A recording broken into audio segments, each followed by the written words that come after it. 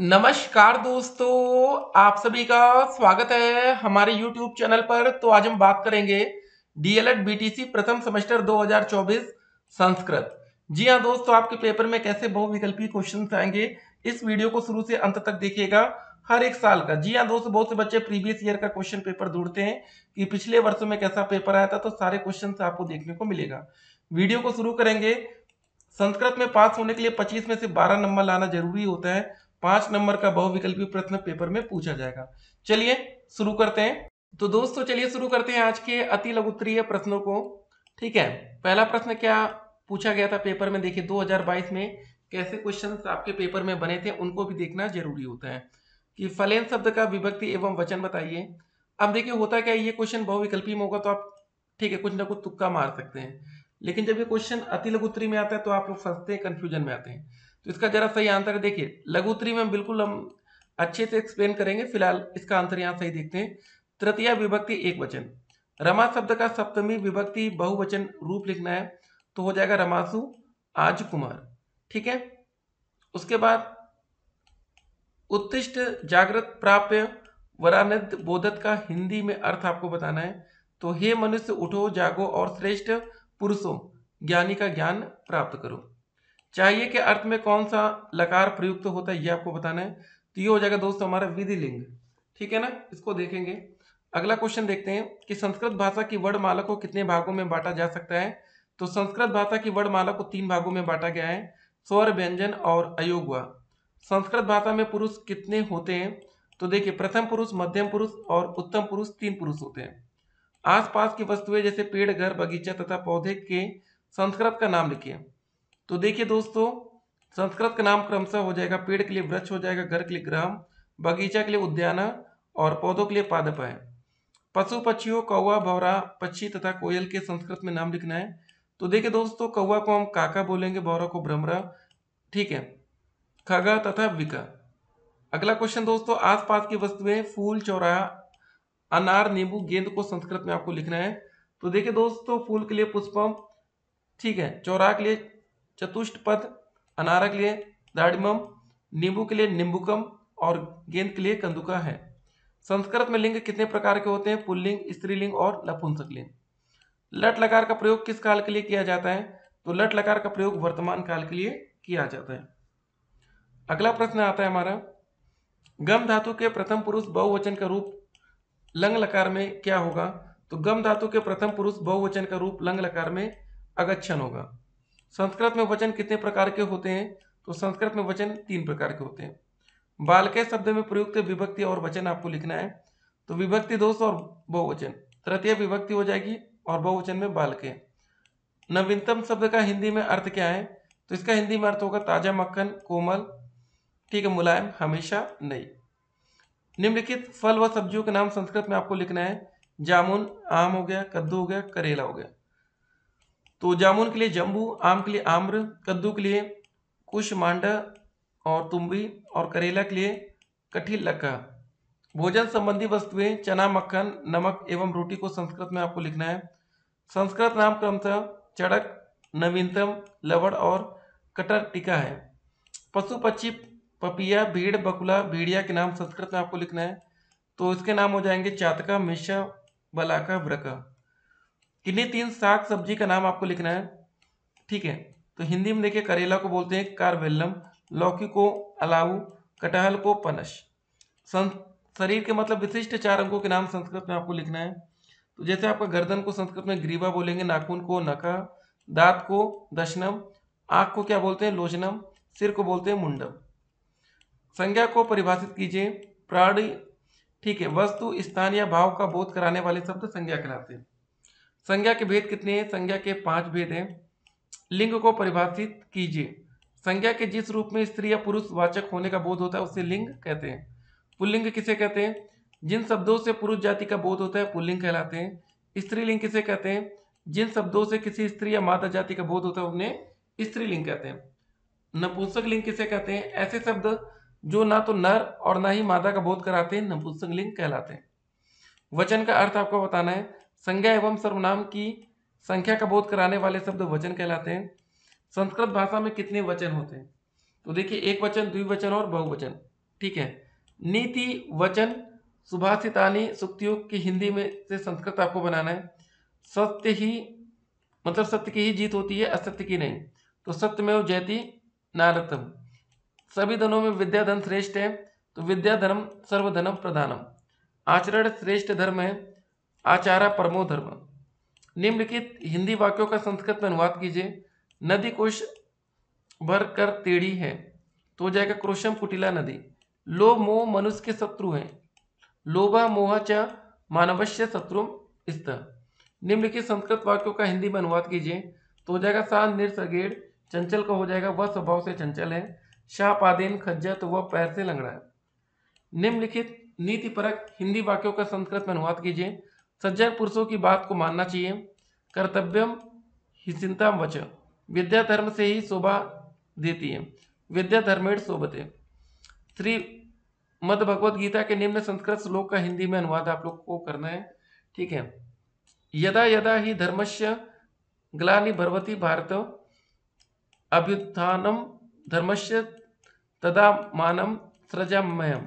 तो इसका हिंदी में जो अनुवाद होगा, हे भारत अर्जुन, जब जब धर्म की हानि और अधर्म की वृद्धि होती है, तब तब मैं आपको प्रकट करता हूं, अर्थात साकार रूप में अवतरित होता हूं। देखिए दोस्तों, जैसे कुछ बच्चों की संस्कृत कमजोर होती है, तो आपको डरना नहीं है। आप सीटेट हो गया या टेट में, यूपी टेट में, आप वहां पर इंग्लिश से भी काम चला सकते हैं। ठीक है ना। तो बहुत से बच्चों को भैया संस्कृत नहीं आती, तो मजबूरी में पढ़ना तो पड़ेगा। फर्स्ट सेमेस्टर में, सेकंड और फोर्थ में आपको इंग्लिश मिल जाएगा, फर्स्ट और थर्ड सेमेस्टर में आपको संस्कृत पढ़ना पड़ेगा। ठीक है। श्रीमद् भगवत गीता के निम्नलिखित हिंदी खंड का संस्कृत में अनुवाद कीजिए। हिंदी में दिया गया था इसको, यह आत्मा को न तो शस्त्र काट सकते हैं और न ही इसे अग्नि जला सकती है, न ही जल इसे गीला कर सकता है या गला सकता है, और न वायु इसको सुखा सकती है, अर्थात यह आत्मा सदा विकार रहित स्थिति में रहती है। तो संस्कृत में अनुवाद क्या बोलते हैं? नैनम छिंदति, ठीक है, शस्त्राणी नैनम दहति पावका, न चैनम क्लेय अंतापो न शोषयति मारुत। ठीक है। देखिए संस्कृत में थोड़ा सा मुश्किल होता है, कोशिश करिएगा, पेपर बहुत कठिन नहीं आएगा। ठीक है ना। तो अभी कुछ क्वेश्चंस आपको कठिन लग रहे होंगे, लेकिन हो जाएगा, तो उसके लिए परेशान मत होइएगा। ठीक है।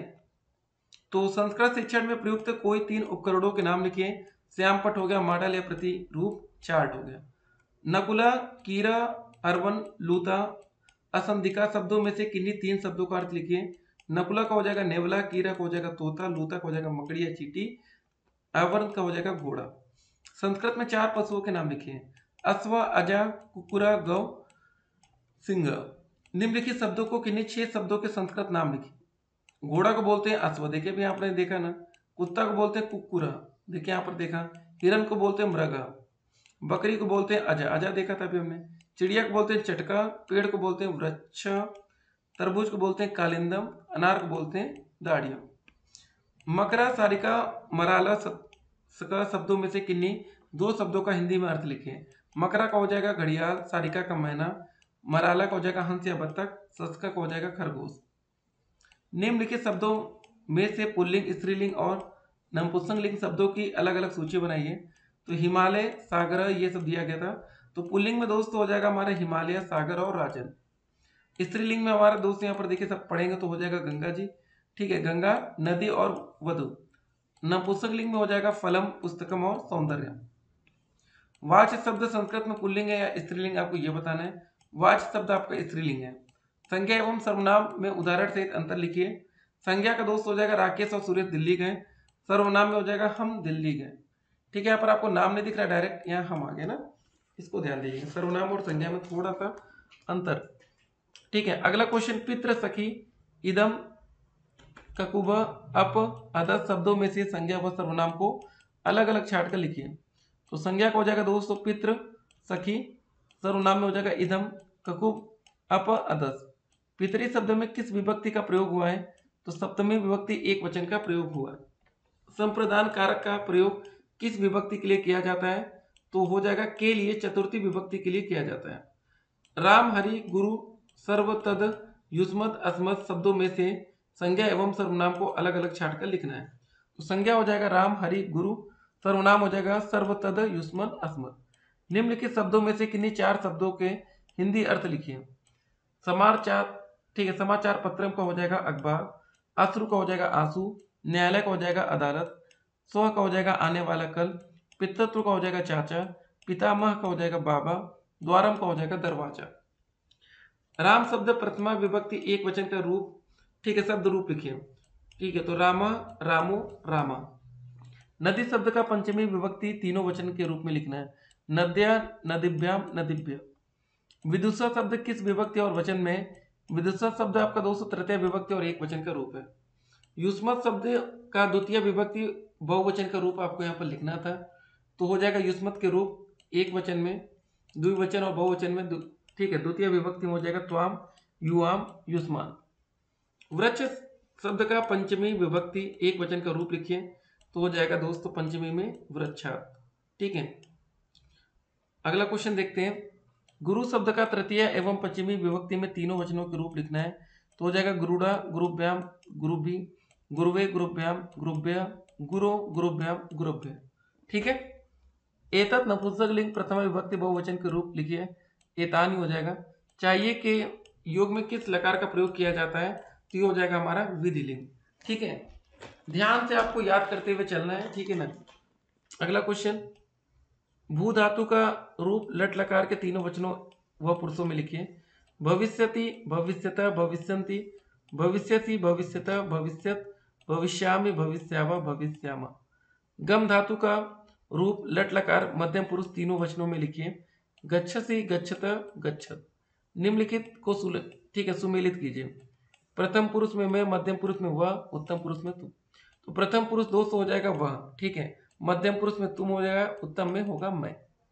पट धातु का लट लकार और लंग लकार में प्रथम, मध्यम और उत्तम पुरुष का तीनों ठीक है वचनों के रूप में लिखिए। तो पठत का देखिए, पठति, पठता, पठंती, पठसी, पठत, पठत, पठामी, पठावा, पठामा। ठीक है, और देखिए लंग लकार में अपठत, अपठताम, अपठन। ठीक है, अपठा, अपठतम, अपठत, अपठम, अपठाओ, अपठाम। ठीक है ना। दोनों दोस्त देखिए यहाँ पर अलग अलग था, इसको ध्यान दीजिएगा। ठीक है, ये इतना ये था और ये अपना अलग था, ये हो गया। चलिए अगले क्वेश्चन की तरफ हम लोग आगे बढ़ते हैं। संस्कृत बहुत कठिन है, जिनका बेसिक पहले से क्लियर है कुछ, तो उनको दिक्कत नहीं हो रही होगी। जो ठीक है बिल्कुल नहीं पढ़ते थे उनको थोड़ा सा दिक्कत हो रही होगी। भू धातु लंग लकार मध्यम पुरुष तीनों वचनों के रूप में लिखिए। ठीक है, अभवा, अभवतम, अभवत। हित, मनोहारी च, दुर्बलवच, सूक्ति, नीति परक वाक्य का अर्थ एक पंक्ति में दीजिए। तो हो जाएगा हितकारी एवं मनोहर वचन दुर्लभ है। विभूषण मौन पंडिता नाम वाक्य का अर्थ लिखिए। तो चुप रहना विद्वानों की शोभा होती है। आत्मना प्रतिकूलानि परेशान न समाचारित, सूक्ति का आशय स्पष्ट कीजिए। तो अर्थ होगा अपने को अच्छा न लगने वाला व्यवहार दूसरे के साथ नहीं करना चाहिए। ठीक है, 15, 18, 20 संख्याओं को संस्कृत में लिखिए। तो हो जाएगा पंचदशन, अष्टादशन और विंशति, 20 को विंशति। क्रीडम धातु का रूप लंग लकार प्रथम पुरुष तीनों वचनों में लिखिए। अक्रीडत, अक्रीडताम, अक्रीडन। 15 और 19 संख्याओं को संस्कृत में लिखिए। पंचदशन, एकोनविंशति, ठीक है, अथवा उनविंशति। 19 संख्या को संस्कृत में किस प्रकार लिखा जाता है? एकोनविंशति अथवा उनविंशति। निम्नलिखित पशु पक्षियों के नाम संस्कृत में लिखिए। तो गधा, तोता, मछली, बकरी। गधा को गर्दभा, तोता को सुका, मछली को मीन, बकरी को अजा। मुनि भी शब्द किस विभक्ति और वचन में है? तृतीय विभक्ति बहुवचन। युष्मभ्यम शब्द किस विभक्ति और वचन में है? चतुर्थी विभक्ति बहुवचन। ठीक है, न्यायत पथ प्रविचलंती पदम न धीरा, इस वाक्य का हिंदी में अर्थ आपको लिखना था। ठीक है, तो हो जाएगा वीर पुरुष न्याय के मार्ग से विचलित नहीं होते। सेवका स्व कार्यम अकरोत। संस्कृत वाक्य का हिंदी में अनुवाद कीजिए। तो संस्कृत वाक्य का हिंदी में अनुवाद होगा सेवक ने अपना कार्य स्वयं या खुद किया। संस्कृत में लकार कितने होते हैं नाम लिखिए। लट लकार, लंग लकार, लिट लकार, लोट लकार और विधिलिंग। अधोलिखित का संस्कृत ठीक है लिखिए। सरसों को दोस्तों बोलते हैं सरपसा, शरीफा बोलते हैं सीताफलम, कटहल को बोलते हैं पनसम और पीपल को बोलते हैं अश्वत्थ। निम्नलिखित का नाम हिंदी में लिखिए। ठीक है, प्लच्छा को बोलते हैं वटवृक्ष या गूलर, पलासक बोलते हैं ढाक, तुम्बी को बोलते हैं छोटा कड़ुआ, कछु, तित लौकी, अमृत फलम को बोलते हैं नाशपाती। किन्हीं दो पशुओं के नाम संस्कृत में आपको लिखना है। कुत्ता तो सार में है कुकुरा, शेर को दोस्तों बोलते हैं सिंह, हिरन को बोलते हैं हरिड़ा, चूहा को बोलते हैं मूसका। हितम मनोहारी व दुर्लभ वच सूक्ति का हिंदी में अर्थ लिखिए तो हो जाएगा हितकारी एवं मनोहर वचन दुर्लभ है। विदुषा शब्द की वचन एवं विभक्ति बताइए। तृतीय विभक्ति एक वचन। ठीक है। भवत शब्द का पुल्लिंग एवं स्त्रीलिंग दोनों में प्रथमा विभक्ति के सभी वचनों के रूप में लिखिए तो हो जाएगा पुल्लिंग में दोस्तों भवाना भवंतो भवंत, स्त्रीलिंग में हो जाएगा भवती भवत्यो भवत्य। ठीक है। तो यहाँ पर दोस्तों हमारी संस्कृत की जो पार्ट 2 थी या अति लघु थी ये कंप्लीट हो रही है। इसके बाद दोस्तों आप पार्ट 3 में देखेंगे सभी लघुत्तरीय प्रश्नों को, पार्ट 1 में बहुविकल्पीय प्रश्नों को। दोनों वीडियोस को जरूर देखिएगा। ठीक है, चलिए मिलते हैं एक और वीडियो में। ऑल द बेस्ट पेपर के लिए।